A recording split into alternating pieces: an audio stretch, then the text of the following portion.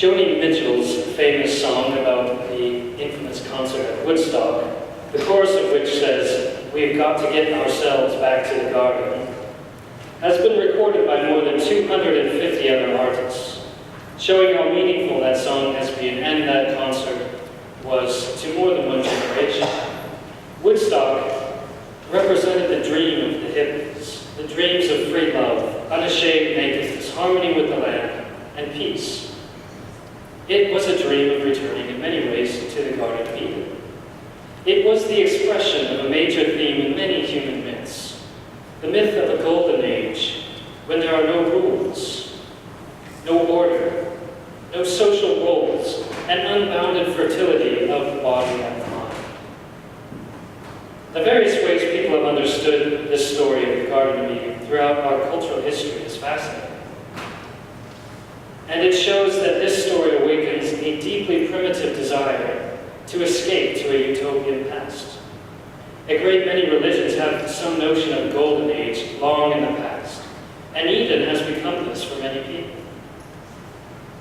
But the actual Eden in the Bible does not represent a golden age at all. Instead of seeing Eden as this nostalgic history, we need to again see God as the main character of our story.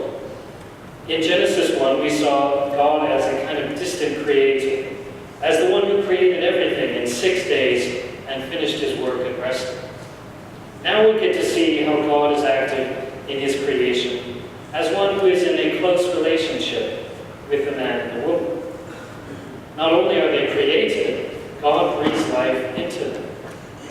God is close, forming Adam from the clay, showing that humans are not born of God, not his children born of his seed, but created out of the earth.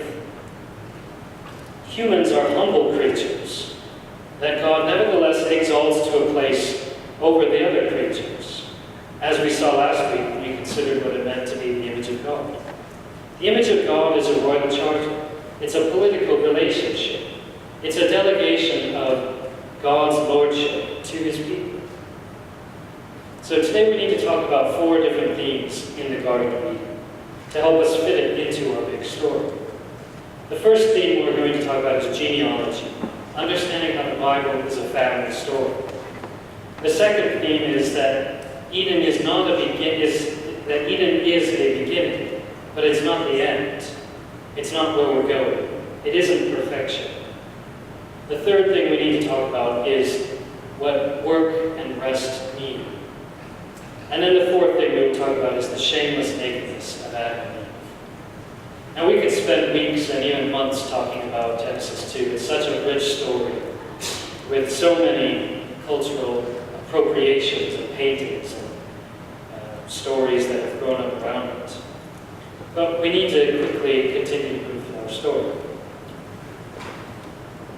So Genesis really is a genealogy, in a sense. Genesis chapter 2, verse 4, which is where chapter 2 really ought to begin, begins a pattern that occurs throughout the book of Genesis.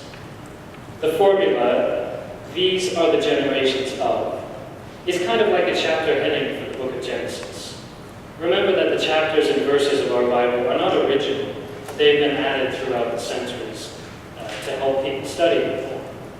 So Genesis really is divided, according to the author, by 10 places, by this genealogical heading. These are the generations of. And this should immediately clue us into this genre of Genesis. It is a genealogy. It's like a family album where we see vignettes of important people and times in this family history.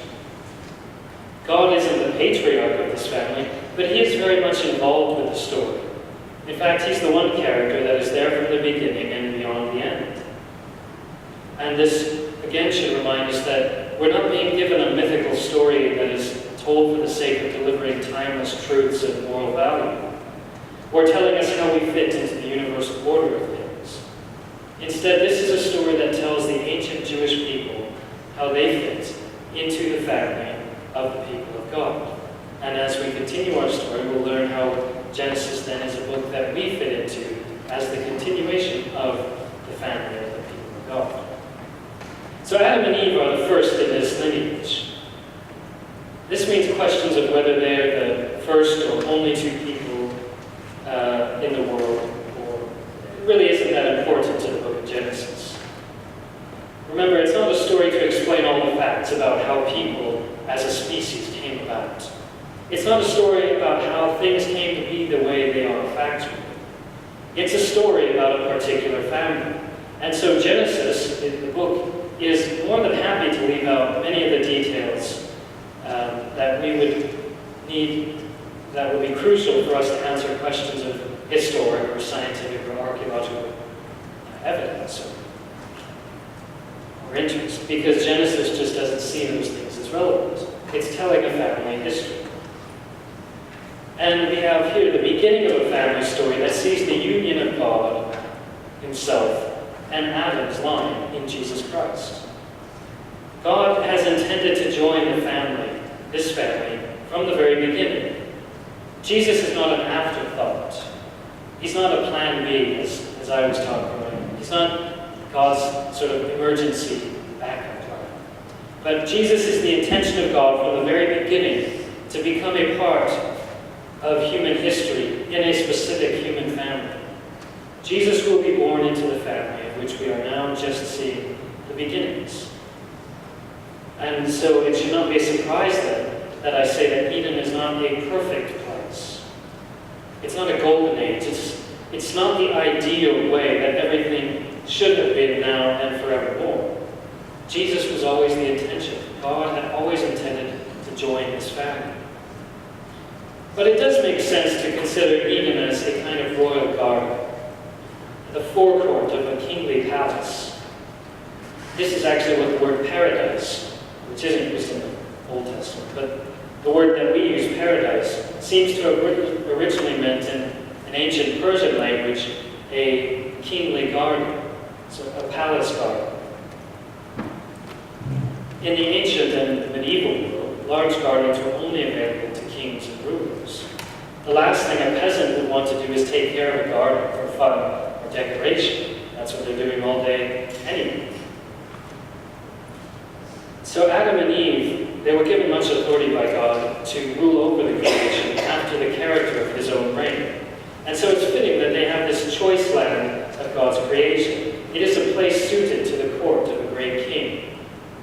But it doesn't mean that it's the perfect paradise that is somehow eternal, representing the eternal ideas of the people. Because Eden's not a perfect place. It's a place that serves a purpose in our story.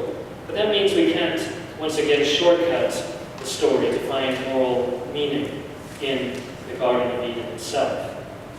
So it's not really the grounds for vegetarianism. Remember, Jesus eats fish. It's not the grounds for nudism. Everyone else in the Bible wears clothes. It's not grounds for the goodness of leisure and to say that we just should relax and take it easy all the time. Nor is it the grounds, as I've heard many times in America, which is a sort of a workaholics country, nor is the Garden of Eden in this country grounds for the goodness and rightness and God's intention for us to be hard workers. And so that brings us to our third group, that of work, which is really about Adam and Eve's relationship with the land. The work of Eden isn't anything like we understand work to be in our day and age. Now in verse 15, I'm not satisfied with how most translations have translated. They normally say, like the NIV, the Lord God took the man and put him, that's the key word, put him, in the Garden of Eden to work and to take care of it. That God just simply put him in the garden is not a satisfactory translation, because the original suggests the meaning that is more like God took the man and brought him to rest in the Garden of Eden, to work it. So God did not bring Adam just to do labor. He didn't take Adam for the sole purpose of making him a worker in his garden, to make him a slave, as it were, to the land. God brought Adam to rest in the garden in order to work it, in order to join in God's rest, a rest that is characterized in many ways by work. And this doesn't make any sense to us. Work and rest are the exact opposite things. And that's because for us, work has become hard and arduous, as it will become for Adam in the next chapter of our story. We ought to understand, however, that Adam's work of tending the garden is not hard. Instead, it's more like a hobby. He is a gardener. It is restful. Adam isn't a farmer who has to work the ground in order to eat. Genesis 1:29-30 and chapter 2, verse 9 show us that God made Eden to be a kind of orchard in which the trees would provide the food of Adam needed, without work. Now, for us, work is very hard. If we don't work, we don't eat. Unless, of course, we're independently wealthy or on a government program. Work is so essential to our identities. For most of us, it forms our names, like Wagenfuhr or Smith. These are all occupational titles that have become names. Work has become so essential to us, really because we need it so much. Recall last week we talked about the image of God. Economic concerns dominate our life, but this wasn't how it would have been for the image of God. Adam and Eve were representatives of God in His creation, so their relationship with the land was mediated through their relationship with God. Right? So instead of relating directly to the land, they related to the land through their relationship with God. And that, of course, changes entirely the way they related to the land itself. God's relationship with them was magnanimous. God, indeed, was so magnanimous that He was sharing His authority over all the creation with them. And so God provided for them without regard to their effort. This, of course, undermines the whole notion of economy in our own world. And we can see the radical disconnect there is between Eden and our own way of operating the world. God rested on the seventh day from all His work.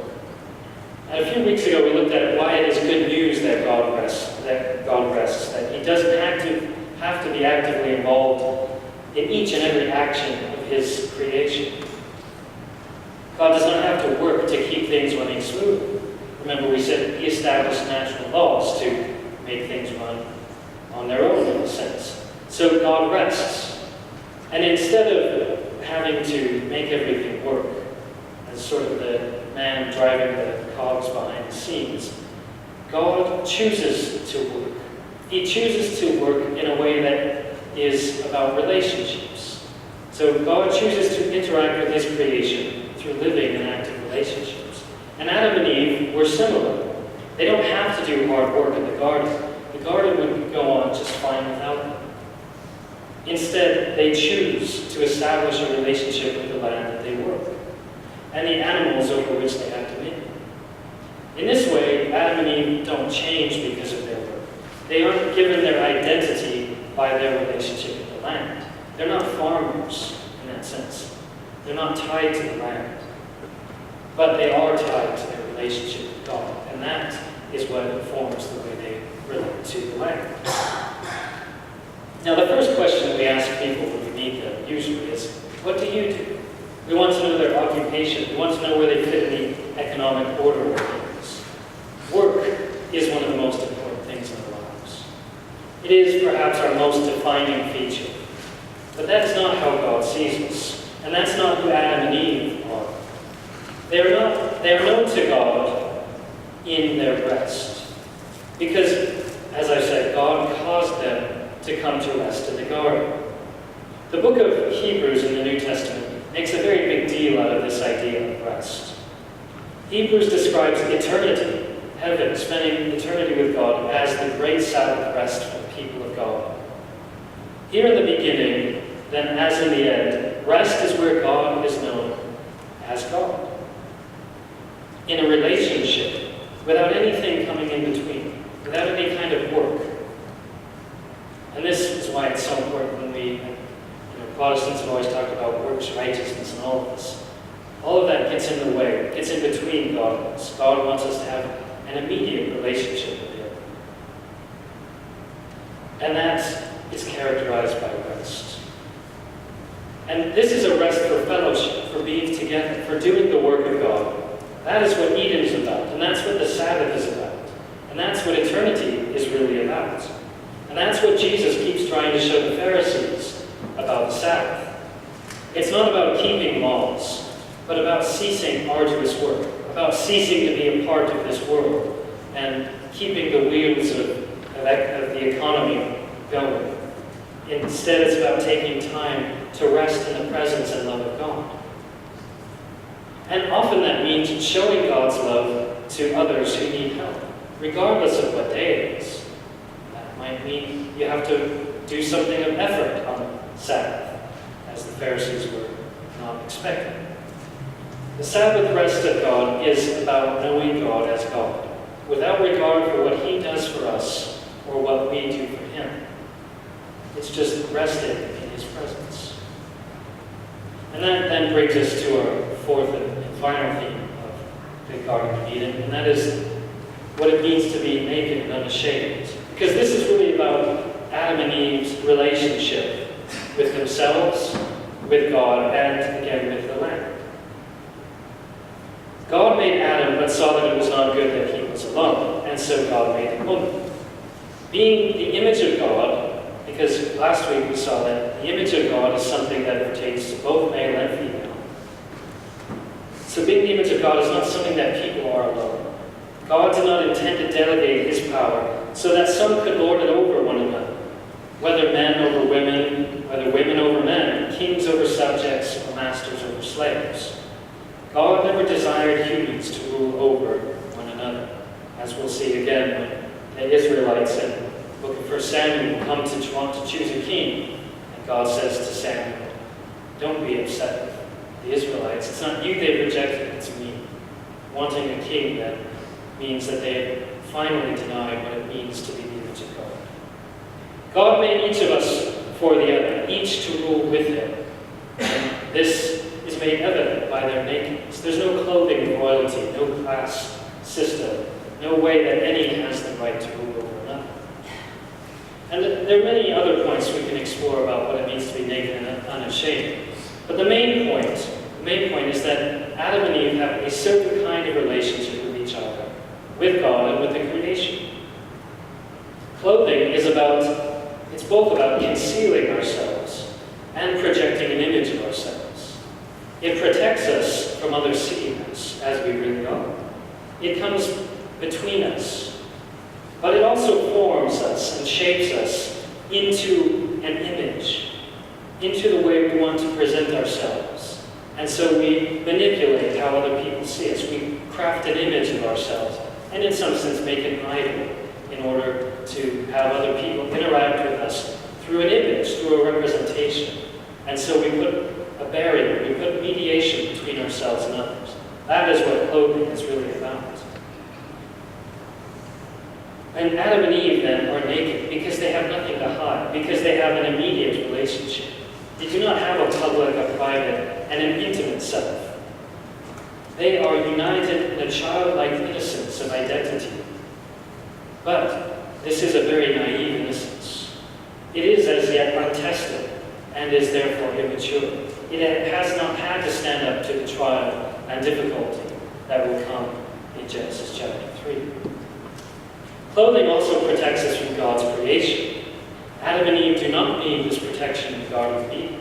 They rest totally upon God and His provision for them in the garden. They do not fear the weather, and so there is nothing to come between themselves and creation, except for the relationship that they have with God.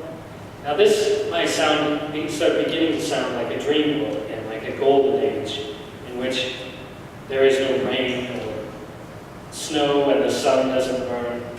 But it is actually quite interesting anthropologically to see what considerable lengths the human being is able to adapt to its environment.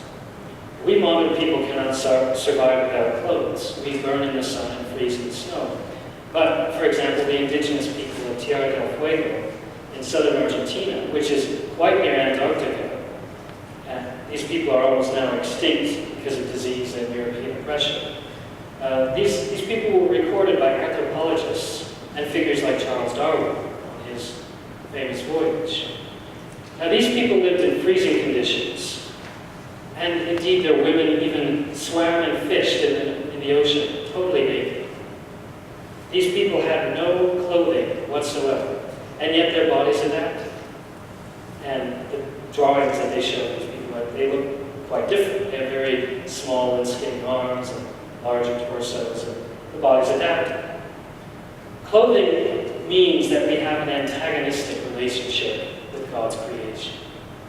No longer are we ruling over it. We are now subject to it. This is why clothing is the first human creation of the Bible. It's not insignificant because it symbolizes that loss of relationship between the man and his wife, between the Creator and his creature, and therefore between the image of God, the one who is supposed to rule by right over this creation, and the creation he's supposed to rule over.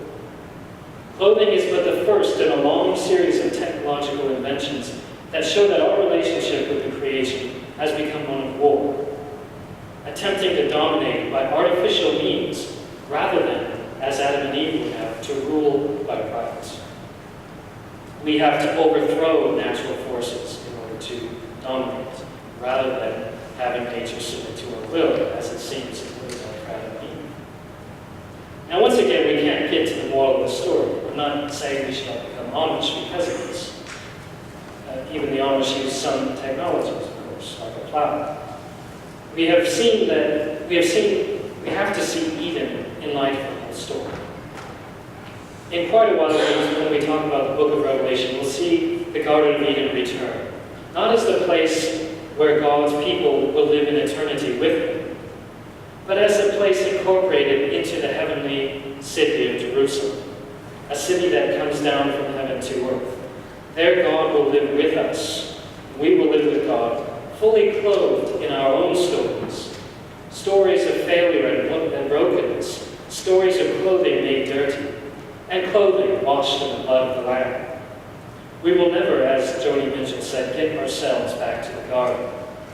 Because we saw what became of the hippie movement and other utopian visions. There was drug abuse, disillusionment, and ultimately violence.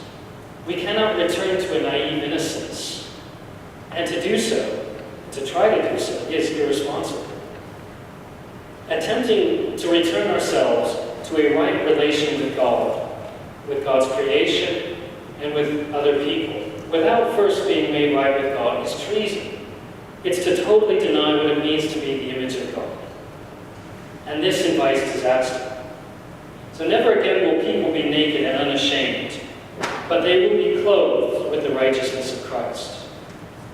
Never again will there be an immature innocence of this nakedness, but a mature righteousness, again clothed with Christ.